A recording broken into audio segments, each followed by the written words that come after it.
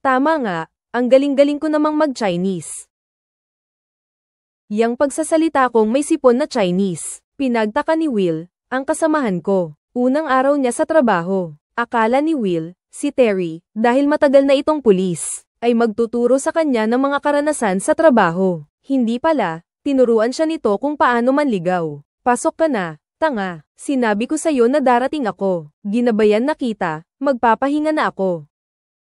Mga pulis dito, walang silbi. Konti lang ang tao, kaya kulang ang mga pulis. Kaya si Terry, pabaya, pinag-intay niya si Will sa sasakyan. Tapos siya, pumasok at nag-inuman. Yuyan, mas maganda ka pa sa umagang araw sa silangang dagat.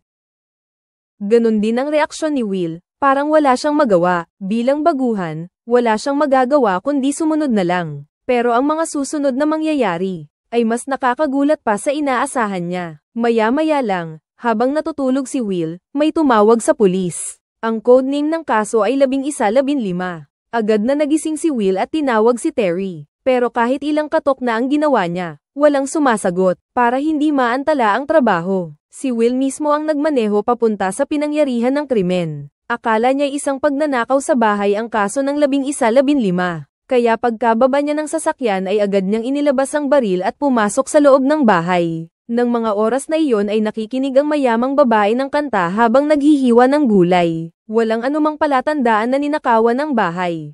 Magaling at matapang din si Will. May hawak na baril siyang umakyat sa ikalawang palapag. May sakit ka ba? Pasensya na po, ginang. Bundok. May nagsumbong na may magnanakaw daw. Hindi po pagnanakaw ang isinumbong ko. Binabaril mo na ako agad pagpasok ko. Naguguluhan din si Will sa sinabi nito. Pero mukhang maayos naman ang lahat. Basta humingi ka lang ng tawad sa babae. Tapos na ang lahat. Hindi ko akalain na ang mayamang ito ay mainitan ng ulo. Hindi niya kayang magtimpi kahit konti. Sinuntok at sinipa niya si Will. At dahil dyan, lalo pang nagalit ang mayamang babae. At gusto na nga siyang patayin. At harap ng braso na kasing laki ng hita, si Will ay walang kakayahang lumaban.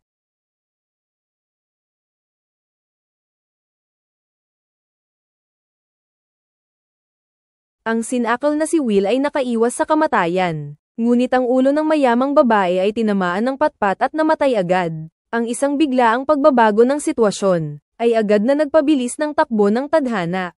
Nang dumating si Terry, si Will ay nakaupo sa may hagdanan na parang tanga. Nang malaman ni Terry ang nangyari ay dali-dali siyang umakyat sa taas.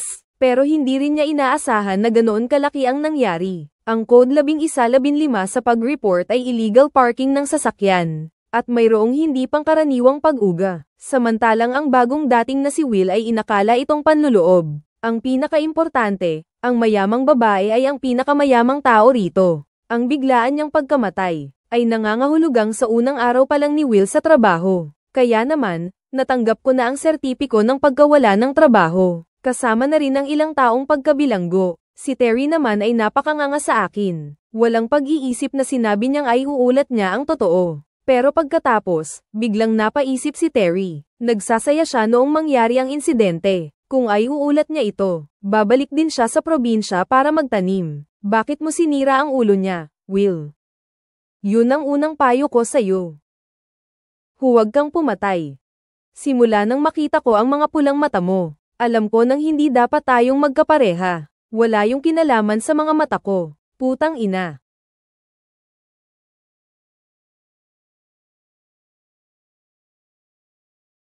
Dahil sa sipa na yun, nagbago ang takbo ng pangyayari. Nakita niya ang maraming pera na nakakalat sa sahig. Agad na nagbago ang isip ni Terry. Isang sag-alero siya. Kung mawalan siya ng trabaho, tiyak na magiging pulubi siya sa lansangan. Pero kung ililihim niya ang totoo, at gagawing parang hold upon ang pinangyarihan, iba na ang usapan. Mga pulis sila. Kaya nating impluwensyahan ang direksyon ng investigasyon sa kaso. Basta walang magiging problema. Hindi lang tayo magtatrabaho, magkakaroon pa tayo ng tig-500,000 piso. Nang marinig ni Will ang ideya ni Terry, dahil sa kanyang propesyonal na asal, hindi niya ito matatanggap. Pero naisip niya ang kanyang asawang malapit ng manganak. Ayaw na rin niyang mawalan ng trabaho. Dapat mong isipin ang iyong mga anak. Gusto mo bang makita siyang lumaki sa kulungan? Sige, Sige.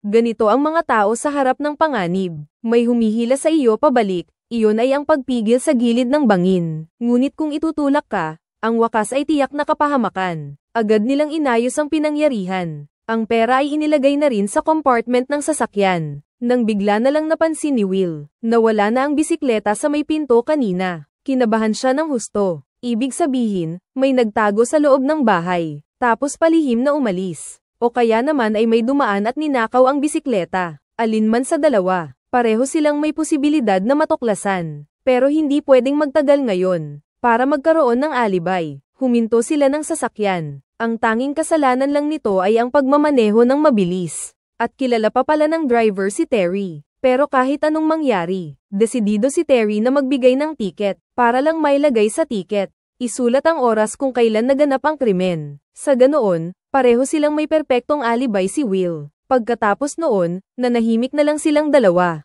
Hanggang sa may tumawag sa pulis. Ayon sa plano, nagkunwari silang walang alam. At bumalik ulit sila sa pinangyarihan ng krimen. Ang tumawag sa pulis ay ang asawa ng mayamang babae. Base sa kanyang salaysay, dapat nagtatrabaho ng normal ang male therapist ng asawa ko ngayon. Natulala sina Terry nang marinig iyon. Simula nang pumasok si Will sa bahay, hanggang sa matapos nilang ayusin ang mga gamit at umalis na dala ang pera. Wala silang nakitang male therapist, pero hindi pa ito ang pinaka-shocking. Sabi ng asawa ng mayamang babae, wala namang nawala sa bahay nila. Nakakatawa naman ito. 1,000,000 piso ang nawala na parang bula. Ngunit sabi niya, wala namang nawala sa bahay nila. Nagdududa ang kapitan ng pulisya. Pero ang unang hinala ni Terry at Will, ay may tinatago ang lalaking ito. Sa harap ng ilang tao, halatang medyo naiinis at nalulungkot siya. Nang magsimula na siyang magbigay ng kanyang salaysay, agad na nagbago ang ekspresyon ng mukha, kaya naman natural lang na. Sinabi ni Will sa hepe, posibleng pinatay ng asawa niya ang mayamang babaeng namatay. Siyempre, hanggat walang matibay na ebidensya, hindi rin basta-basta makakapagbigay ng conclusion ang hepe. Nang gabi, dinala ni Terry si Will sa isang container van.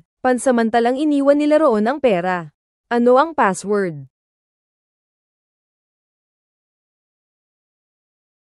67,841. Ay lock mo ba? Maaari mo akong pagkatiwalaan.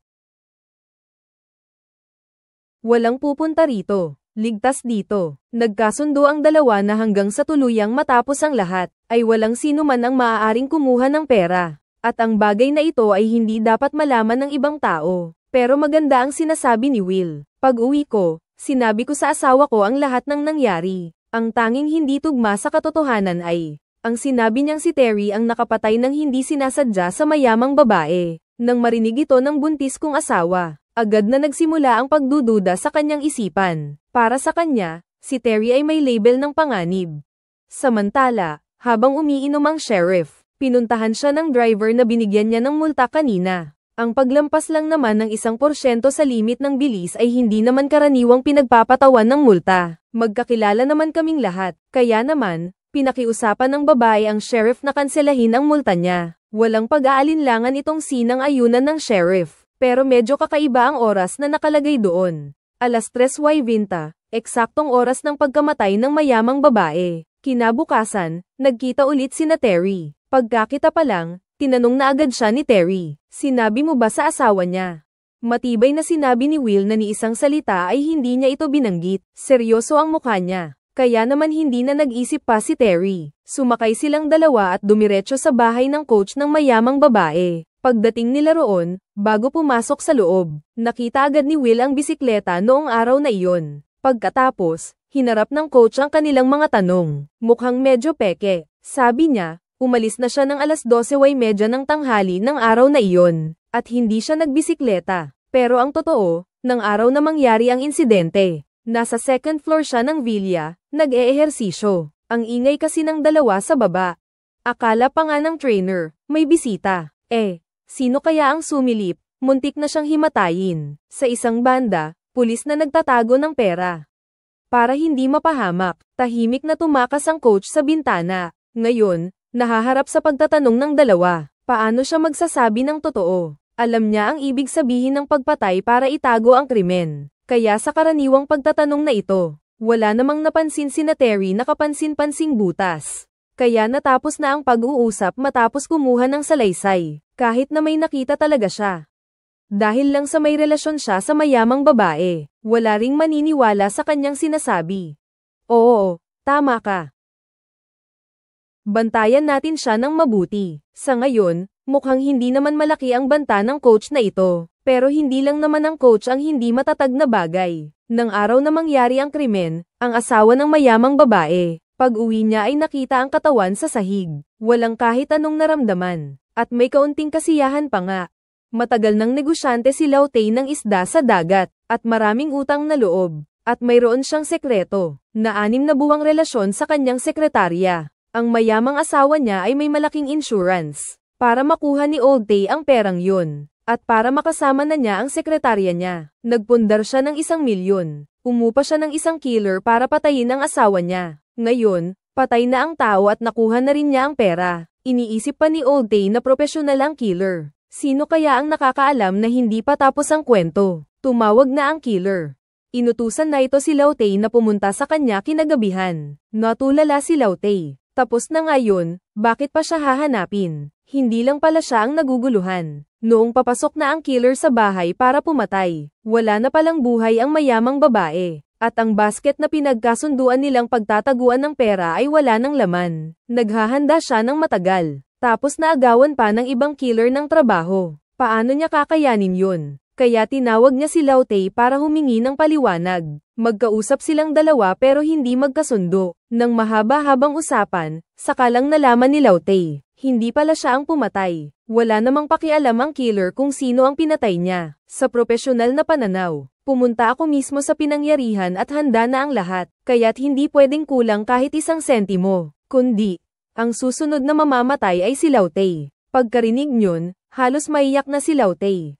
Patay na ang tao, pero ang bayad ng insurance ay wala pa. Nawala ang 1 milyon na naipundar dati. At ngayon, kailangan pang manghiram ng 1 milyon. Hindi ba nito sisirain ang buhay niya? Habang iniisip ni Old Tay ang buhay niya, si Terry ay inanyayahang pumunta sa bahay ni na Will bilang panauhin. Sa totoo lang, kahilingan ito ng asawa ni Will. Sa paglalarawan ni Will, si Terry ay isang magnanakaw at mamamatay tao.